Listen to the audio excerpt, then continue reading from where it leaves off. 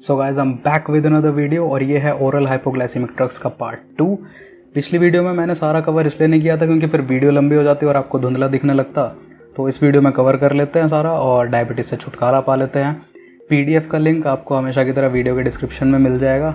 Part 1 नहीं देखा इसका तो ऊपर आई बटन पर दिख रहा होगा, वहाँ से जाकर चेकआउट कर लेना। So guys enough talking, start करते हैं।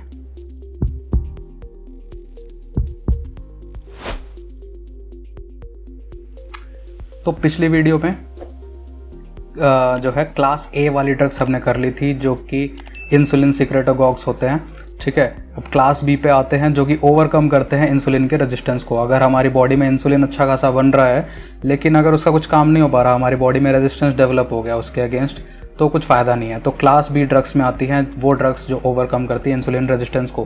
पहली कैटेगरी है बाइगोनाइड, देन है थायाजोलिडिन डायोन्स। बाइगोनाइड में देख लेते हैं सबसे मोस्ट इंपॉर्टेंट ड्रग मेटफॉर्मिन आती है इसके अंडर बाइगोनाइड में, और एक और ड्रग है फेनफॉर्मिन, ठीक है। थायाजोलिडिन डायोन्स में आएगा हमारा रोसीग्लिटाजोन और पायोग्लिटाजोन। ग्लिटाजोन इनका सफिक्स है, याद कर लेना। ग्ली वाले बहुत सारे आ रहे हैं, ग्लिप्टिन भी आया था, ग्लिनाइड भी आया था, ग्लिटाजोन भी आ गया, ठीक है। तो ये इनमें कंफ्यूज मत होना बिल्कुल भी। सबसे पहले देखते हैं बाइगोनाइड में। बाइगोनाइड में आएगा हमारा फेनफॉर्मिन जो कि बैन हो चुकी है इंडिया में सिंस 2003 बिकॉज ये कॉज करती है लैक्टिक एसिडोसिस, ठीक है। तो फेनफॉर्मिन जो है वो बैन हो चुकी है। मेटफॉर्मिन की अगर हम बात करें तो this is the first drug of choice in type 2 diabetes mellitus, ठीक है। यूग्लाइसेमिक एजेंट होता है ये। यूग्लाइसेमिक का मतलब क्या हुआ, जैसे कि मान लो ये ब्लड वेसल है, ब्लड वेसल के अंदर हमारा ग्लूकोज प्रेजेंट है। अब ग्लूकोज का लेवल अगर जैसे बढ़ गया हमारी ब्लड में तो कोई अगर ड्रग होगी हाइपोग्लाइसेमिक होगी तो वो उसको नीचे लाएगी, शुगर के लेवल को नीचे लाएगी, ग्लूकोज के लेवल को। बट अगर ओवरडोज हो जाए तो वो और नीचे भी ला सकती है। हाइपोग्लाइसेमिक जो ड्रग्स होंगी तो उनको हम बोलते हैं नॉर्मोग्लाइसेमिक, ठीक है, नॉर्मोग्लाइसेमिक ड्रग्स बोलते हैं। लेकिन जो मेटफॉर्मिन है ये यूग्लाइसेमिक है। यू का मतलब होता है ट्रू, ठीक है। EU जो है उसका मतलब होता है ट्रू। तो ये जो है ब्लड शुगर लेवल को नॉर्मल पे लाके छोड़ देती है। मतलब ये इसका एक एडवांटेज है। अगर हाइपोग्लाइसीमिया हो गया, नीचे चला गया, तो वो एक इमरजेंसी कंडीशन हो जाती है, बताया था। तो ये मेटफॉर्मिन का एक एडवांटेज है कि ये यूग्लाइसेमिक एजेंट है। ये जो है बीटा सेल को भी स्टिमुलेट नहीं करता, ठीक है। मतलब इंसुलिन का रेजिस्टेंस जो है वो कम कर रहा है बट इंसुलिन को बढ़ा नहीं रहा है हमारी बॉडी में, उससे कोई इसका कोई लेना देना नहीं है।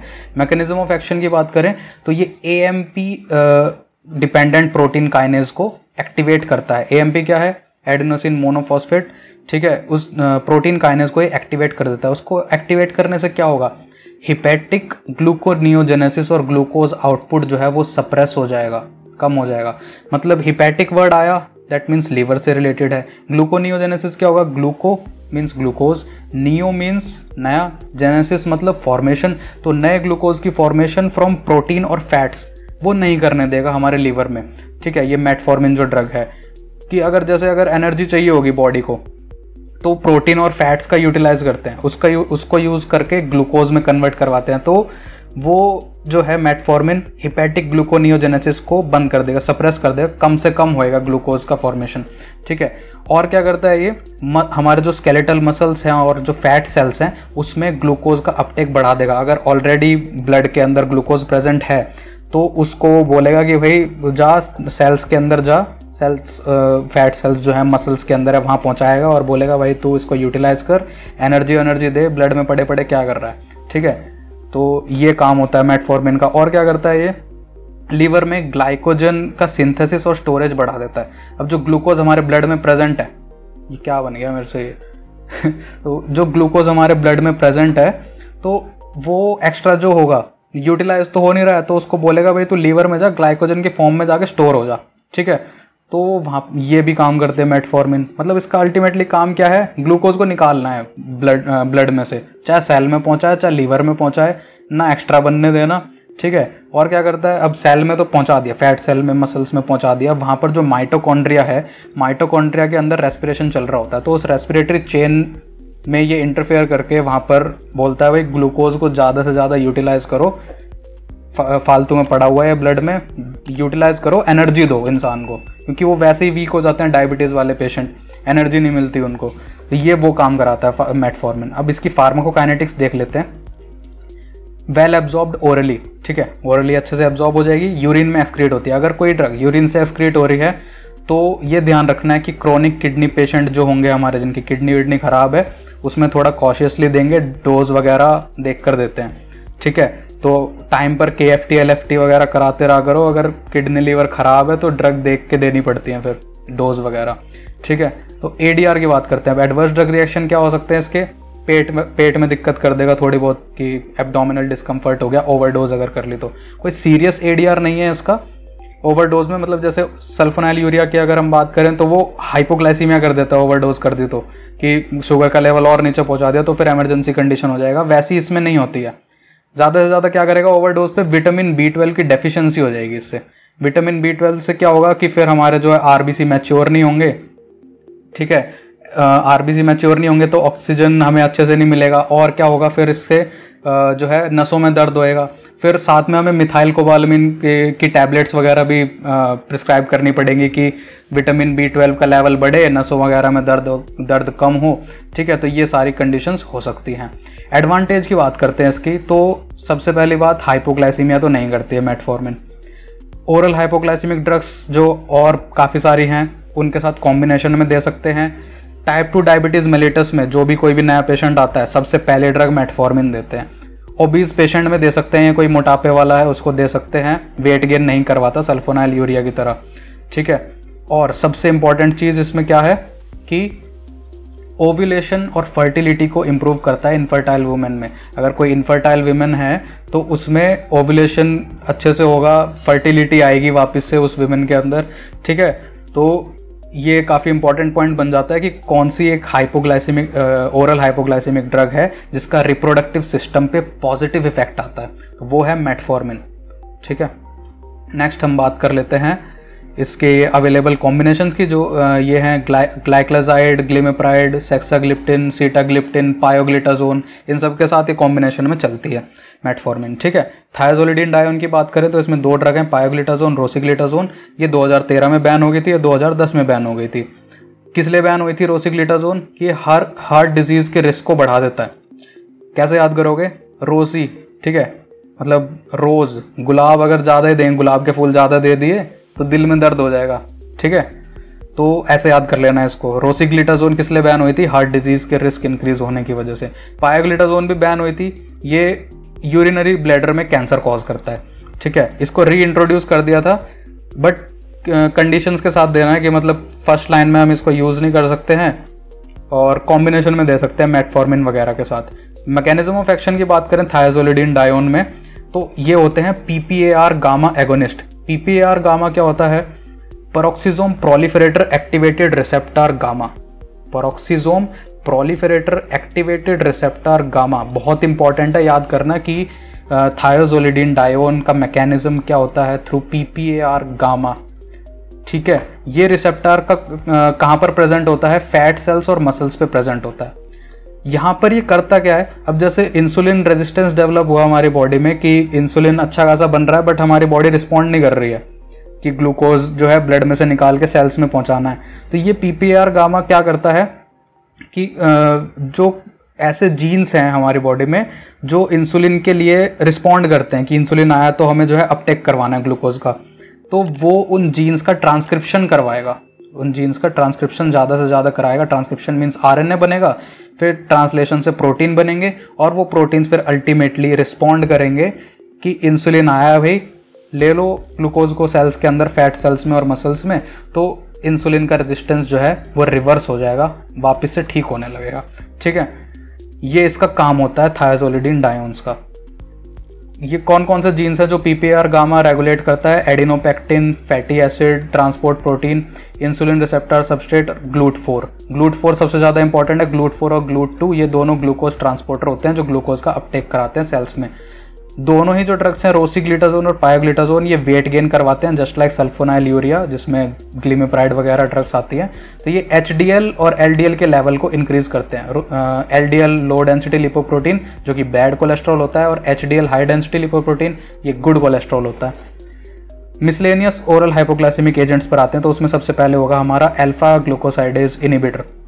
ये एंजाइम क्या है, अल्फा ग्लूकोसाइडेज, हमारे इंटेस्टाइन की जो ब्रश बॉर्डर होती है, विलाई पढ़ी होंगी आपने, उसके अंदर प्रेजेंट होता है ये एंजाइम। करता क्या है कि हमने कॉम्प्लेक्स कार्बोहाइड्रेट लिए, रोटी चावल खाए, ठीक है, कुछ भी चीज़ें, तो वो अब सिंपल कार्बोहाइड्रेट में उसको तोड़ेगा कि ग्लूकोज ग्लूकोज बनाया, अब सिंपल बन गया, एब्जॉर्ब हो जाएगा। बट अगर हम इस एंजाइम को ब्लॉक कर देते हैं, इसके इनिबिटर दे दिए, तो कॉम्प्लेक्स कार्बोहाइड्रेट एब्जॉर्ब नहीं हो पाएंगे, ग्लूकोज का लेवल ब्लड में नहीं बढ़ेगा, ठीक है। इसके अंदर ड्रग्स के एग्जाम्पल आते हैं एकार्बोज, मिग्लिटोल और वोग्लिबोज, ठीक है। तो ये वोग्लिबोज और एकार्बोज बहुत ज़्यादा इंपॉर्टेंट ड्रग हैं, चलती हैं ये काफ़ी ज़्यादा, ठीक है। तो ये अल्फा ग्लूकोसाइडेज इनिबिटर होती है। इंपॉर्टेंट क्या है इसमें याद करने का कि ये जो ड्रग्स हैं ये टाइप 1 और टाइप 2 दोनों तरह की डायबिटीज़ मेलिटस में यूज़ कर सकते हैं, खाने से 10 मिनट पहले दी जाती है। नेक्स्ट बात करते हैं इसके एडीआर की, कि एडवर्स ड्रग रिएक्शन क्या हो सकते हैं इसके, कि एब्डोमिनल डिस्कम्फर्ट कर सकता है, पेट में दर्द कर देगा, और लूज स्टूल हो जाएंगे, लूज मोशंस हो सकते हैं, फ्लैटुलेंस मतलब गैस बन सकती है। अब कार्बोहाइड्रेट एब्जॉर्ब तो हो नहीं रहे, इसकी वजह से इंटेस्टाइन में पड़े रहेंगे, तो जो बैक्टीरिया हैं हमारे गट के अंदर वो उसको फर्मेंट करेंगे और फिर गैस वगैरह प्रोड्यूस होंगे। SGLT2 इनिबिटर्स, नेक्स्ट कैटेगरी आती है मिसलेनियस में SGLT2 इनिबिटर्स। फिर से ग्ली वाला आ गया, ग्लिफ्लोजिन, अब की बाहर है ग्लिफ्लोजिन। 3-4 पढ़ लिए हैं, कंफ्यूज मत होना बिल्कुल भी। मैग्लिटिनाइड में सबसे पहले ग्लिनाइड आया था, फिर उसके बाद DPP4 इनिबिटर्स में हमारे पास ग्लिप्टिन आया था, देन थायाजोलिडिन डायोन में हमारे पास जो है ग्लिटाजोन आया था, एंड देन SGLT2 इनिबिटर्स में ग्लिफ्लोजिन है। SGLT2 क्या होता है, सोडियम ग्लूकोज को ट्रांसपोर्टर 2 चैनल। सोडियम ग्लूकोज, ये GL जो है वो ग्लूकोज के लिए है, सोडियम ग्लूकोज को ट्रांसपोर्टर 2 इनिबिटर्स। अब ये जो चैनल होता है को ट्रांसपोर्टर वाला, ये करता क्या, सोडियम और ग्लूकोज का रीएब्जॉर्प्शन करवाता है from PCT of nephron.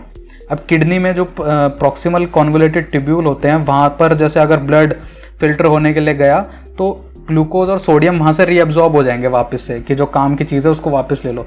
But अगर हम इस चैनल को अगर हम ब्लॉक कर देते हैं तो वो उसमें से वापस से एब्जॉर्ब नहीं होंगे, अब वो यूरिन में निकल जाएंगे, ठीक है। तो इसके इनिबिटर्स के एग्जाम्पल क्या क्या है SGLT2 इनिबिटर्स के, डेपाग्लिफ्लोजिन, एम्पाग्लिफ्लोजिन और कैनाग्लिफ्लोजिन, ठीक है। अब ये ग्लूकोज को यूरिन के थ्रू एक्सक्रीट आउट करवा देंगे।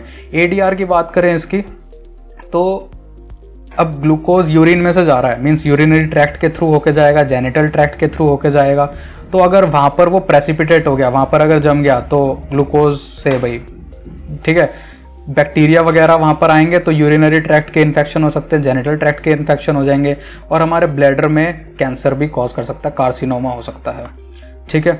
ब्रोमोक्रिप्टिन, नेक्स्ट ड्रग, तो ब्रोमोक्रिप्टिन क्या है, ये डोपामिन D2 रिसेप्टर का एगोनिस्ट है, ब्रेन में काम करता है ये, तो डोपामिन का लेवल बढ़ाएगा। अब डोपामिन का लेवल बढ़ा तो ये हाइपोथैलेमस पे जाके एक्ट करेगा, जो हमारी मास्टर ऑफ मास्टर ग्लैंड होती है। तो हाइपोथैलेमस जो है, मैंने बताया था कि ये मेन कंट्रोल सेंटर है जो कि न्यूरली कंट्रोल करता है इंसुलिन के रिलीज को, ठीक है। तो उसका रेजिस्टेंस जो है ये उसको अल्टर कर देगा हाइपोथैलेमस, कि अब इंसुलिन का रेजिस्टेंस जो है कम करना है हमारी बॉडी में, अगर बन रहा है तो वो यूटिलाइज होना चाहिए। नेक्स्ट बात करते हैं बाइल एसिड सिक्वेस्ट्रेंट की, तो बाइल एसिड सिक्वेस्ट्रेंट में हमारा एग्जांपल आएगा कोलसेवैलम।